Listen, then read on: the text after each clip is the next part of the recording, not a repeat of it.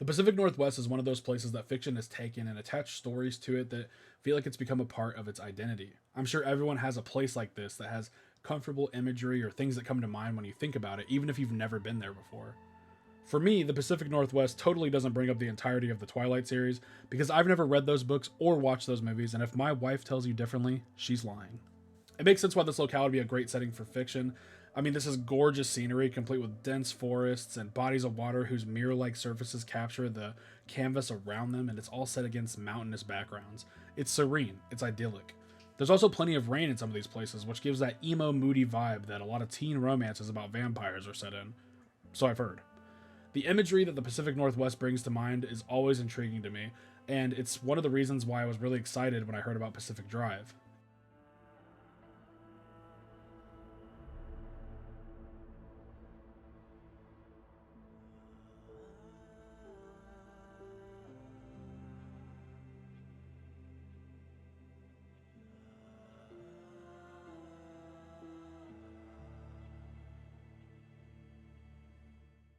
Welcome back to the channel, Plooper Troops. I'm your host, Dylan, and if you're new here, welcome to Break the Backlog, the show where I sit down and provide my thoughts, opinions, and personal stories about a particular game that I've been playing. Today I wanted to talk about Pacific Drive as it was one of my most anticipated games of the year. I saw this game around the end of 2023, and some of the content creators that I watch had covered it in their games to look out for the next year. The eerie and beautiful aesthetic of this game combined with the unique concept just really intrigued me. Capturing that beauty of the Pacific Northwest that we talked about and placing it in juxtaposition to a darker world of distortion and mystery was just too good to pass up. Without further ado, let's talk about Pacific Drive as I share my thoughts on whether or not this new survival game is worth your time or if it's just a lemon, not better than the sum of its parts that you should avoid.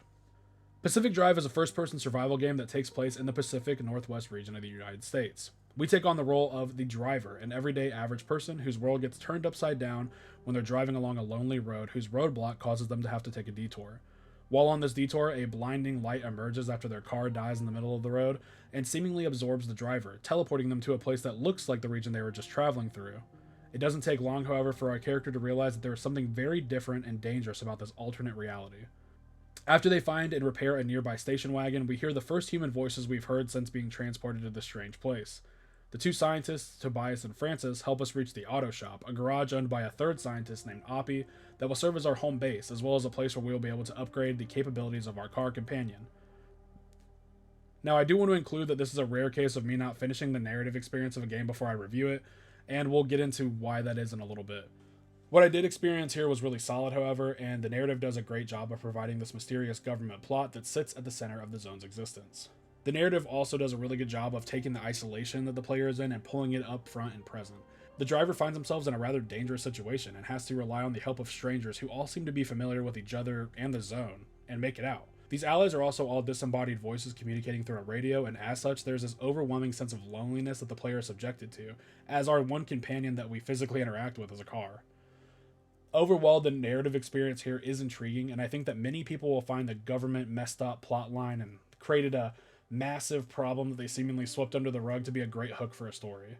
The world of the zone itself being a mysterious entity with various hazards, beings, and conditions that never totally feel the same on every run helps draw the player into wanting to explore more and understand, and it does a good job of communicating these ideas effectively. Pacific Drive is really easy on the eyes, and that's very apparent for anyone who's seen any amount of gameplay footage of this game. The zone is made up of a lot of what I mentioned before, as it is just an alternate reality of the Pacific Northwest. So you'll be seeing a lot of dense forests, rain, rugged terrain, as well as moments of just absolute beauty out in the nature of the area. A lot of this beauty lies in the juxtaposition and contrast that the elements of the zone feature, in my opinion. For example, the world of Pacific Drive is beautiful and familiar, while also being eerie and uncanny enough to feel foreign to what one would expect to see in the real Pacific Northwest.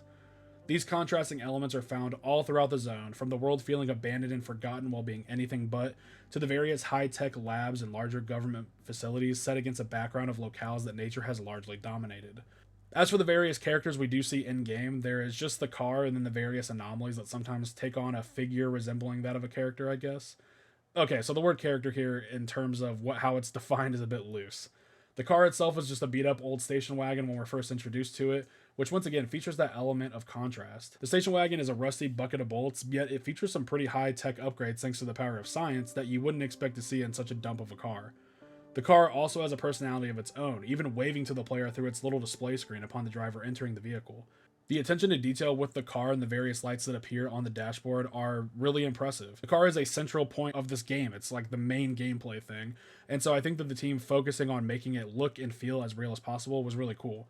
You can see the gasoline warning pop up when the tank is running low, the headlight indicator turn on when they're flipped on or off, and the dreaded check engine light or tire air pressure warnings that are all just really cool inclusions that make the thing that we spend the most of the time traveling with yet another familiar sight in a world filled with uncertainty and mystery. The various anomalies are pretty neat as well, and I love that none of them really felt like they were clear in what they would do upon interacting with the driver of the car. There are the more ominous looking ones like the tourists, which are mannequins posed in different ways that can sometimes sneak up on you when you're not looking, as well as other ones that aren't clear like the wriggling wreck. In a world with car wrecks that are just strung everywhere that we're encouraged to dismantle and search for valuable materials within, designing a hazard that's a stack of wrecked vehicles that only moves sometimes, that can be easily missed by an unsuspecting player, is really genius. Then all of a sudden it's roaring to life, surrounding you with a crackling of electricity as it electrocutes your car. These themes of mystery are baked into all of the anomalies that the driver will encounter on their journey, and as far as the presentation here, all of these elements work together as support beams to raise the investigative plot at the core of this narrative to another level. I enjoy taking in the beautiful sights found in this game, the tense feelings of driving through a densely packed forest that truly was dark and hard to navigate in the shadows of the night, and the looming sense of dread from just seeing the red of the deadly storm behind you in the rearview mirror as you're trying to escape. The presentation here from an art style perspective is gorgeous, and it's one of the game's strong points for sure. Have you ever played a game whose soundtrack embodies everything that game is about, and it does everything to elevate the experience to a new level of enjoyment? This is one of those kind of soundtracks, and I think they nailed the goal of a soundtrack accompanying the other aspects of a game to evoke an overall theme and vibe.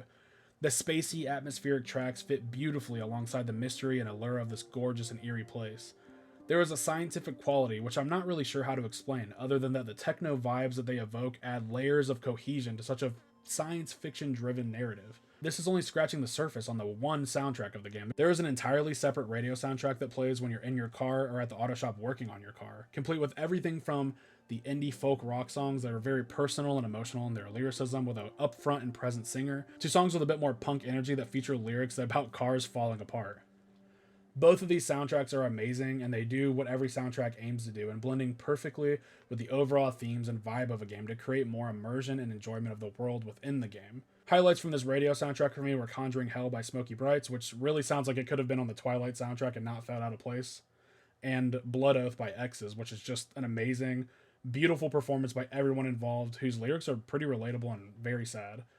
The music here is full of gems and banger songs, some of which have even snuck onto my Sad Boy Hours playlist of rock songs that I listen to while I'm crying on the toilet. Aside from just the music, the rest of the soundscape within this game is full of quality, from the various sounds of anomalies growing closer to car parts being wrenched and ripped from the station wagon as you fly down the street, evading the impending doom of the storm. Being isolated in a world with little interaction from your allies at times means that the sound would be pretty important, as the ambient noises would be more noticeable if things didn't sound quite right. And in my opinion, everything here sounds great. The tools like the scrapper have a sonic weight to them as they're tearing through metal of cars. The car horn going off while you're away to alert you that the car is being damaged instills a sense of dread in me, just hoping that when I go back the damage is salvageable. Every sound here that is important to the gameplay is quality, and I think that learning to rely on your sense of sound due to the isolation is a pretty cool way to reinforce that aside from the few people that are doing their best to guide us through here, we're the ones navigating the zone by ourselves. We're left to our own devices and abilities while out on these runs to make it back alive. The voice acting here is also pretty solid, and the three distinct voices that choose to help us give life and personality to the faceless people guiding us through the zone. They never get intrusive or annoying, and a lot of the vocal direction and writing had emotion, humor, and depth to it that was really impressive when considering that there's no visuals to go alongside these performances. All in all, the presentation is a really good package, from the art style that masterfully blends the beauty of the region's nature with the eeriness and cold metals and futuristic vibes of these labs that are from the narrative, to the soundtrack that is full of dark and alluring tracks to aid in the atmosphere, and the curated radio soundtrack whose compiler used their ear for music to pick songs that vary in genre but still manage to tell a cohesive and emotional tale. This isn't to say that it's without issues in its performance and execution of said presentation. I played Pacific Drive on the PlayStation 5, and there were a number of issues I experienced while playing that ranged from harmless or slightly annoying all the way to extremely frustrating. I'll go over the gameplay in a bit, but I will include gameplay related bugs in this portion of the review just to get all of them out of the way at once. On the more harmless end of the spectrum, or maybe just slightly annoying, there were frame rate drops throughout my playtime with this game, and while they weren't too often, they were present and noticeable, and seemingly out of nowhere. It would happen randomly at times, whether the car was moving fast or if I was parked, whether there were a lot of anomalies on screen or I was safe, and like I said, most of the time I didn't really care that much. There were other times that this was pretty annoying though, especially when I was doing a mad dash to the gate to escape the deadly and quickly approaching storm that appears on some of the routes, that if you're caught inside will quickly kill the car and the player. When one of these frame rate drops would happen during this time when precision and dodging anomalies and obstacles while driving in the name of speed can lead to collisions that slow down the car, or steering into an anomaly or a tree stump that does a decent amount of damage to the front of the car, or even killed me at times, causing me to have to restart the entire route and objective, that was frustrating. The issue I had was at the end of a route as I was approaching the exit to enter another area of the game that I needed to be in to wrap up a quest. I drove over a high damage output anomaly due to my headlights being broken and not being able to see it until it was too late. This killed me and my health clearly dropped to 0, but the forward motion of my car carried me into the safety of the exit, and I managed to survive and get to the next zone where the story mission was. I thought this was awesome, and I felt like such a close call ended up being an epic moment of luck being on my side in a game where it's usually not. However, upon loading in and healing myself, I noticed that the quest objective was no longer highlighted on the map, and after driving around and not being able to progress, I realized that despite surviving because my health had hit 0 for a split second, the game had registered that as a mission failure, and I needed to now go back all the way to the beginning of the mission, which on normal difficulty damages your car and takes away any materials that you have gathered as you have died, and you have to start all over. This was so beyond frustrating because not only did I lose materials, I now had to use even more of my materials back at the garage to fix my car to do this all over again because of the bug.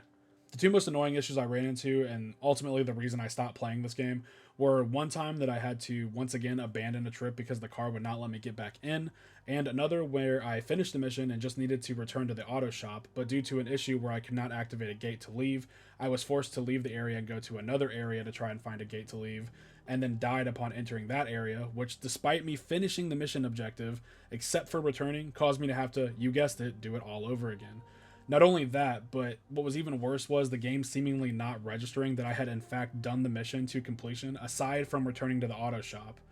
My car was still totaled from the mission, so it remembered that the car was messed up, and it also remembered that there was no reason to repeat the dialogue that I had already heard from the characters because I had already heard it once. So it was like the game acknowledged that I had done the mission and remembered that I messed up my car, pretty much everything except for actually finishing the mission itself.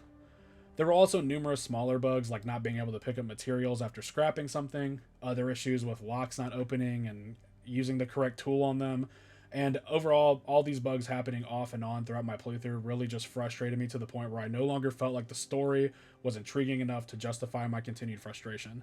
This really sucked because on paper and with my opening hours with this game, I really enjoyed what I was playing. But as the hours wore on and these incidents became more and more frequent, I just found myself not enjoying the game anymore and decided to put it down and not force myself to beat a game just for the sake of beating it. The goal of Pacific Drive is to escape the zone and return to the normal world. To reach this goal, we enter the various routes within the zone to upgrade our car so that we can venture into the deeper parts of the zone that are far more dangerous and unstable. Progress is made incrementally through doing various trips into the world to source materials for said upgrades, and in this way, this game has a lot in common with the popular roguelike genre of games, in that you do a series of smaller journeys to make progress towards a larger adventure. So what do these adventures in the zone look like? Players will travel both by car and foot as they explore the routes within the game and look for the materials that we discussed earlier, as well as finishing the main story missions. While in the car, there are various tools at your disposal, as well as some pretty nifty special abilities that can be added to the car to give you some extra options, such as the handbrake, which helps the driver stop the car quickly or resist some of the hazards and anomalies that like to pull your car a bit off the road or into things. Driving around feels realistic as the car has weight, and the upgrades to parts can be felt immediately and make an impact. For instance, once I had off-road tires, I no longer spent a lot of time spinning out of control in the mud when I was trying to take shortcuts off the beaten path. As for traveling around on foot, the player will have an arsenal of tools at their disposal for dismantling, breaking and entering, and unlocking various buildings and containers to gather materials needed to increase the car's capabilities. Whether by car or by foot, the player will have to be mindful and alert to avoid the various hazards that exist within the zone, as these anomalies often pose a major threat to the life of the driver and the structural integrity of their vehicle. Much like its roguelike inspirations, no two runs will ever be the same due to the instability of the zone, making it so that no physical object has permanence within the place that it's found other than the driver and the car. This also affects the conditions of each trip differently, as zones that were once a bit more stable than others can be affected by storms or higher levels of instability that can cause extreme conditions. These conditions can be things like your battery draining faster, there being corrosive acid storms that eat through the defenses of your car, and even a condition that turns your car against you that causes it to try to leave you stranded and drive off when you're not in the vehicle. When it's time to leave the zone and head home, players will use gathered energy from anchors found throughout the zone to stabilize a gateway, shooting a massive laser-like beam from the sky to its location, and then it becomes a race to drive the car into this beam of light and avoid the storm of instability that begins closing in around the player. You spend a ton of time with your car in this game. I mean, it's called Pacific Drive, come on man, what'd you think you're going to be doing? But because of the time you get to spend in your car, it would seem pretty important that the car mechanics be well designed, and I'm happy to report that the team have managed to pull off a pretty realistic feeling car experience. There is a lot of care and attention to detail put into making the driving and car maintenance experience matter and realistic, and this is present in so many ways. I thought it was awesome that I could use the reflection of the rear view mirrors to watch as the red waves of impending doom nipped at the back tires and ripped steel off of my noble steed as I was racing towards the safety of a gateway. Other parts of the car that are functional and realistic to the real life counterparts they represent, like the windshield wipers being used for rain or vision impairing slime that gets splattered across your windshield, or the headlights that are vital because this game's darkness is real darkness, like middle of the woods darkness at times. There were some trips that I really couldn't even see a foot in front of me because of how pitch black the conditions were. There's even some realism to parking your car when you get out, or you risk coming back to your car being at the bottom of a hill and damaged while you were away gathering. I already talked about all the various warning lights on the dashboard that correspond to real world issues with cars that you have to keep ahead of and give yourself the highest chance of coming back alive from a run. The amount of care that the team took into making this car feel as realistic as possible, and it is by far one of my favorite things about this game. Everything feels like it has a function, and nothing that we control within the vehicle feels like a waste. Another interesting mechanic involving the car are the various quirks that you acquire from driving around the world. These malfunctions within the car can range from slightly annoying or even helpful in some ways to catastrophic if left unattended. Some of these are things like the trunk opening when the steering wheel is turned a specific direction, or the headlights being toggled causing a battery draining ability to be activated. These are there to spice up the gameplay and are fixed through using a machine known as the Tinkerer in the auto shop to diagnose the symptoms of the quirk. This has the player guess the conditions in which the quirk is present, and on the default difficulty you have a limited number of guesses before you have to leave on a trip to reset it. The best part about these are you can turn them off if they're annoying you or hindering your enjoyment of the game. And leveling up the station wagon is a huge point of this game, and it leads us to being able to explore more and more of the game's world to unravel the mysteries of the zone and make our escape. These upgrades are unlocked by finding or refining the required materials and gathering energy from collecting anchor points that also serve as the player's ticket out of the routes through opening gateways that help us return to the auto shop. There are 3 kinds of energy that can be collected from these anchors, and there are 3 corresponding types of anchors in the world that the players will unlock as they progress deeper into the zone. Once an upgrade is purchased from the fabrication machine, players either place it down if it's an upgrade to the auto shop, or they gain the ability to craft the item if it's a tool or certain part of a car. This system feels pretty well designed in that it gives the players a reason to go out on aimless runs that are not in the interest of the main story quest and just gather materials, and watching the car become more and more decked out with gear and tools to use on the quest is really fun and motivating. It can be grindy at times to go out into the world and scrap wrecked vehicles, break into buildings, and search through crates and lockers for materials, but it was kind of nice to turn on some music and just vibe out to the zone with no specific goal in mind for a bit. I enjoy watching the car become stronger and more durable, and while I always felt like the car was fragile and came back looking like it went through a tornado, the sheer amount of options for playstyle and car parts is impressive and appreciated in a game that centers around a vehicle. There's also a ton of paint jobs, decals, and decorations, and items to find while exploring that make your car feel even more personalized.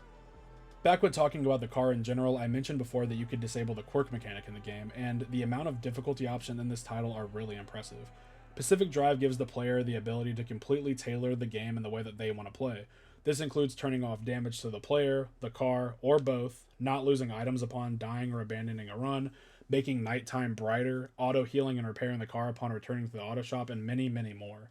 There's also overall difficulty levels to choose from that tailor these mechanics to your specific needs or preferences, and this was really awesome to see. I think that including this many options allows players of all skill levels to enter this game and get what they want from it, whether it be the controller throwing and rage-inducing challenge, or the gentle drive through a narrative experience. And while these changes would have eased the frustration of losing everything due to a game-breaking issue, it wouldn't have stopped the issue entirely. So, kind of a moot point. Overall, while I myself found there to be issues that are just too frustrating to overcome and continue playing, I can't deny that there is a lot of fun to be had with Pacific Drive. I think a lot of players will find enjoyment in this game. There's a lot of love put into this title, and I think that that's very apparent based on the steps taken to add great detail to the car and upkeep and management of it, and how it drives, as well as the stellar art style and music choices that just elevate the presentation to a level of cohesive beauty that we don't always get in a studio's debut title. The realism and dedication to ensuring that the car was a focal point of the development of this game was a vital and well thought out decision, and the various gameplay mechanics and difficulty customization mean that there is a widespread appeal to all kinds of gamers here. If you enjoy roguelikes, games centered around driving, or mystery based science fiction plots, I think you should give this game a try, especially at the great price point that it's at. I do like this game, but for me personally, I just found the irritation and frustration of the bugs and the way the game and progression was designed to be a bit too much for me, and as such, I put it down. The title of this video is a perfect summarization of how I feel about Pacific Drive. There is a lot to like here, but based on everything I saw leading up to playing this game, I am a bit disappointed that I didn't love this game because I really wanted to. I may finish it eventually, but for now I've moved on to the next game I'll be reviewing. Thanks for watching this video, and if you enjoyed, please like and subscribe as that always helps out my channel. Have you played Pacific Drive? Let me know your thoughts in the comments below, and until next time, take care of yourselves. Peace.